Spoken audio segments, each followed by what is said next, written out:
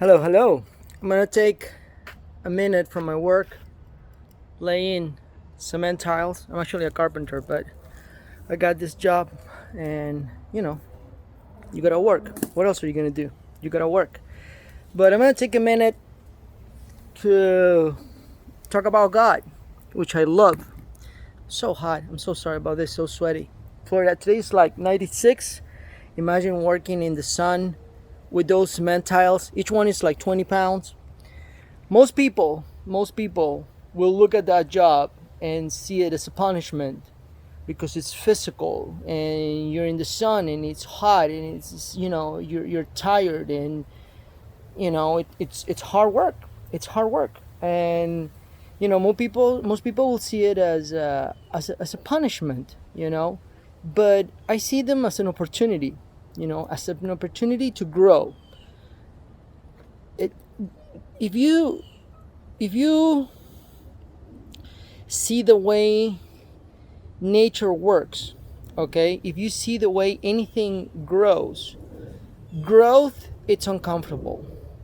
Look at a kid growing. Look at how in nature things they don't fight, they collaborate, but they pushed their way in, roots, they have to push their way in the ground. There is an element of effort, there is an element of pushing, there is an element of creating your own space.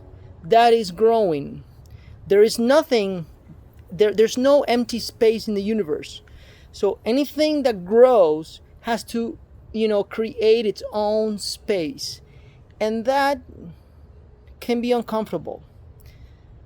And it can take many, many shapes. But don't think it's a punishment. Don't think you are going through something bad. Do not label it like that. Just because it's hard, just because there is a lot of sun, just because your body's tired, just because you'd rather be home, just doing nothing like anybody else, right? So, just don't label it in a negative way. It's growth. That's the way God set it up. That's the way nature works. That's the way everything grows. Growth can be uncomfortable. That's it.